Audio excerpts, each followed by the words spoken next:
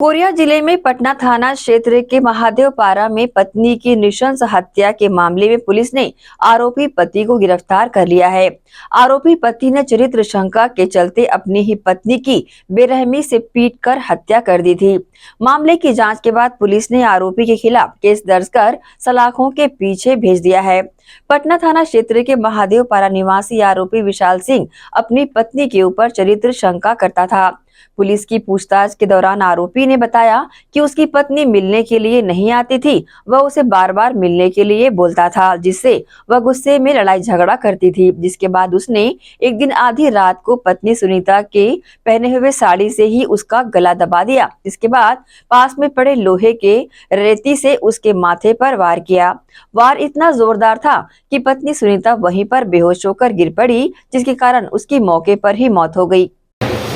प्रार्थी के द्वारा थाने में 11 तारीख को सूचना दी गई थी कि इसकी बहन जो कि हथवल की रहने वाली थी वो अपने घर में मृत अवस्था में पाई गई थी और उसके जीजा जी के द्वारा ये बताया गया था कि उसके पेट में दर्द था और बेहोश पड़ी हुई थी, जिस पर वो अपनी दीदी के यहाँ गया था, मृतका के यहाँ, और उसने देखा कि जो है उसकी दीदी की लाश जो है वो डाउटफुल थी, उसके सिर पे चोट लगी हुई थी और उसे ऐसा लग रहा था कि इसका गला दबाकर किसी ने हत्या की गई है।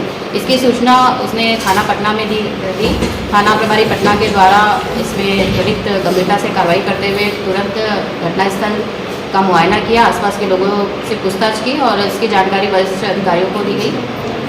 इस पर आसपास के लोगों से पूछताछ में यह पता चला कि पति और पत्नी का हमेशा विवाद होता रहता था, जिस पर लगातार इस पर हम काम कर रहे थे और पुलिस अधीक्षक महोदय के द्वारा इसमें एसडीओपी के निर्देशन में एक टीम गठित की गई और लगातार मतलब इसके पति के ऊपर डाउट था तो वो पतासाजी की जा रही थी।